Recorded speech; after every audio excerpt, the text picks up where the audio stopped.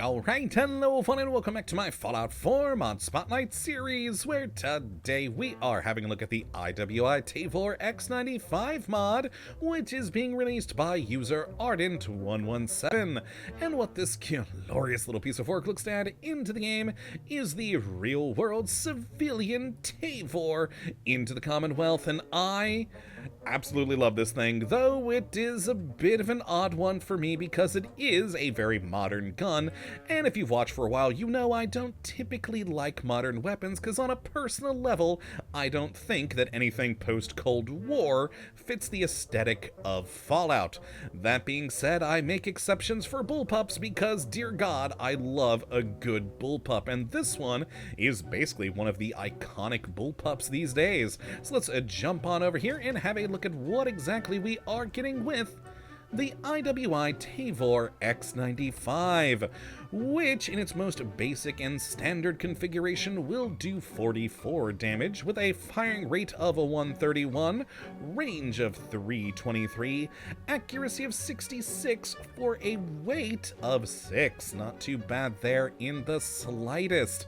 And as you can see here, it is a good looking gun. It certainly looks the part for a Tavor, though I have to admit I had to look something up here because I had never seen the iron sights on a Tavor before.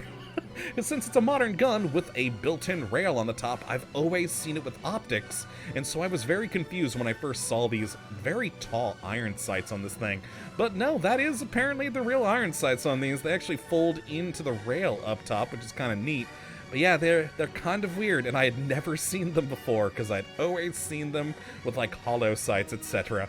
But neat, very cool, and an accurate detail, so always nice. And as you can see here, this thing has a just huge number of different modifications that we can mess around with on this gun, really helping you change up its functionality as well as aesthetics to whatever you're really going for. There are a few issues that we'll talk about in a little bit with some of them, but overall it's not bad at all and a great selection of things. Now, I do want to talk about one immediate issue that I've noticed with this gun, which is kind of awkward. The stats are actually showing correctly right now, but if we go over to where you can build it, which of course, you can make these at a chemistry station, though a little bit more on that in a moment again. If we go here, you'll see that the Tavor is showing up with like a firing rate of 500 and a range of 11, and sometimes in your Pip-Boy, it shows it as a different number, a third one entirely, somewhere in between this and what the stats say in the chemistry station. I don't know why. That seems to be a very strange glitch I'd never encountered before until playing around with this mod, but sometimes the stats seem to change, and that's weird. Very, very weird indeed. It's one of the two major problems that I have with this mod, though even with them, it's still a fun mod and I very enjoyed myself with. Now, as for getting your hands on one of these guns, first and foremost, even before a chem station, you are gonna need a DLC requirement. This does need the see-through scopes mod to function.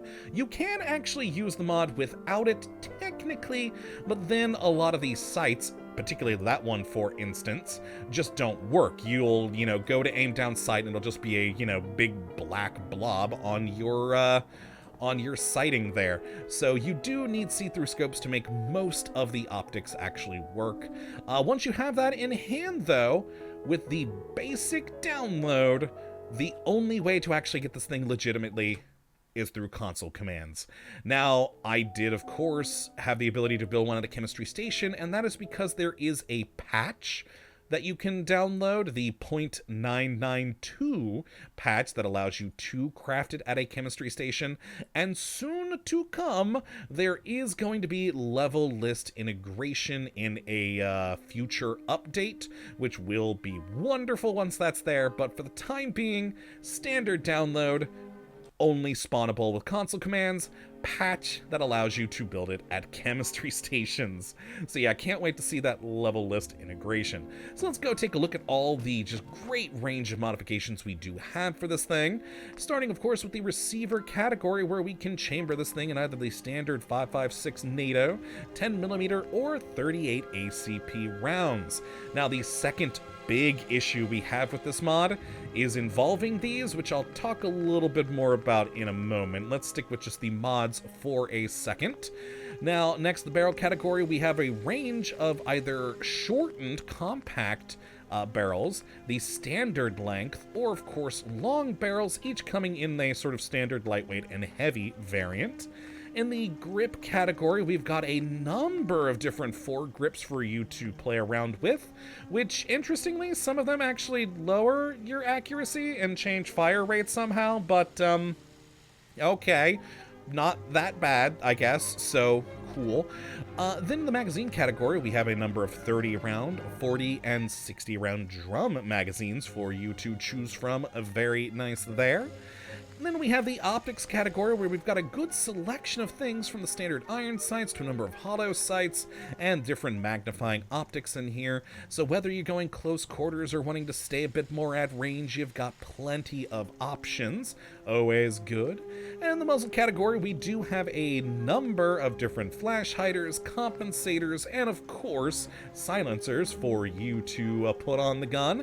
And I do like that a lot of the different modifications in here that we see are making use of more than just gun nuts. So many mods we look at only ever use gun nut for their modifications. I do like that they have other things in here, like sneak for the suppressors, and there's a few other categories later that have other requirements. It's just nice seeing that, you know, making a bit more use of the perk system. And one of those is in fact the trigger category, where we either have a standard, lightweight, or match grade. The match grade using riflemen for more critical shot damage, and the lightweight increasing your fire rate. Good times there indeed. We then have a rail category, which has a number of different flashlights as well as lasers for you to put onto the top rail. We then also do have later on a left and right rail category too, giving you similar things but a bit different. Next, after the upper rail, is the ammunition, where we've either got the standard hollow point, full metal jacket, high velocity armor piercing, or my favorite, depleted uranium. An appropriate Fallout ammunition for you to have in this gun, plus, you know, it gives you a second damage category. Always good. And then we do have the left and right rails available, both of which having the same selection of things, where you've got a number of different flashlights as well as a singular laser you can put on either side of the gun. And beyond those, we've got 3 remaining categories, the next being materials, where we've got the Black, FTE, ODG, White, Commando, Pariah, and Death Dealer ones here for you to use. The Pariah and Death Dealer being the more interesting of all of them, but the others, you know, aren't too shabby either. Then in the fire mode, fairly simple, either automatic or semi-automatic fire. And finally, the damage modifier category, which is a little cheaty, not having any requirements, but hey, it's modding, have fun, where you can go from 0% to 200% damage modification. Always nice to see there, for making these guns a little bit more useful into the later game. Now, coming back to the receiver issue, using the pistol caliber ammunitions, either the 38 or 10mm, currently in the version I'm using, which is the .992, these seem to break some other modifications. If you go with either the pistol caliber ones, it doesn't allow you to select a magazine currently, or an ammunition type. You still got all the other categories, but those two go away, which is awkward and does of course take away some of your abilities to do things. And most importantly, the magazine category, it literally makes your magazine invisible, because there are no 10mm magazines, which is strange. So it sticks with the 30-round standard number there, and you do still get to use the 10mm or 38 ammo, but As you can see there, you have no magazine, and it's invisible when you reload. Hopefully that does get fixed in the next update. It is just an oddity right now, but not too bad. But let me grab my modified versions here, and let's get to some shooting, see how this does function. Starting with our standard version, let's roll.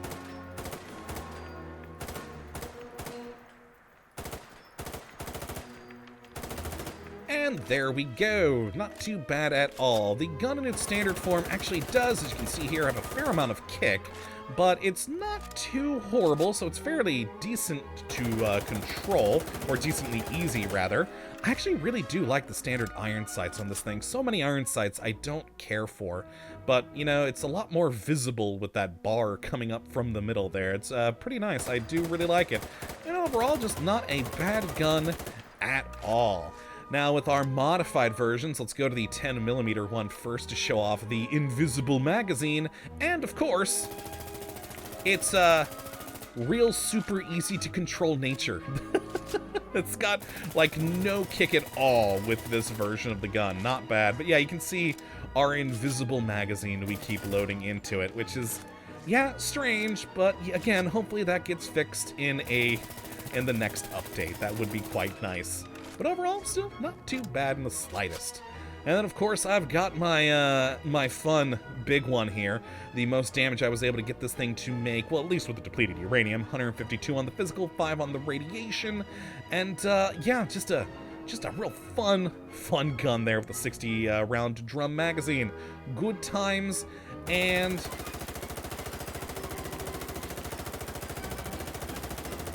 beautiful.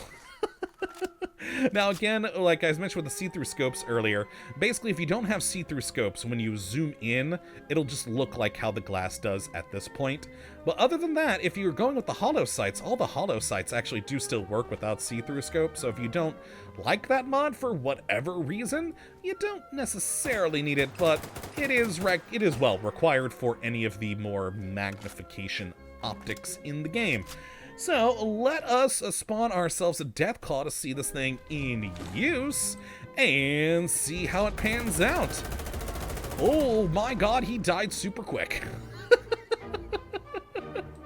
Even with my god-awful aiming, he just got melted. Well, let's spawn in another and not even run away to my cheese spot. Oh dear lord. I hadn't fought a Deathclaw yet with this thing. I've only been killing, like, normal enemies. Well, I mean, if it's going so nicely, let's get two! Die, Deathclaw! Yes! Eat Bullpup! Magnificent. But yeah, that's the IWI Tavor X95 mod. It is a great bullpup being added into the game, which I very much have been enjoying.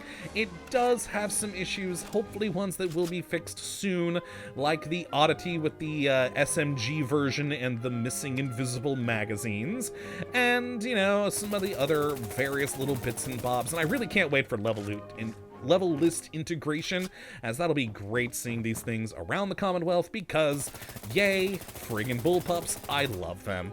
But if you'd like to check out this mod for yourself, which I certainly recommend you go and do, you can have a look at the link in the video as per usual. But hopefully you have enjoyed this one today, my friends. You come back for whatever mod we look at next, but until that time, thank you for watching as always. Have a good one.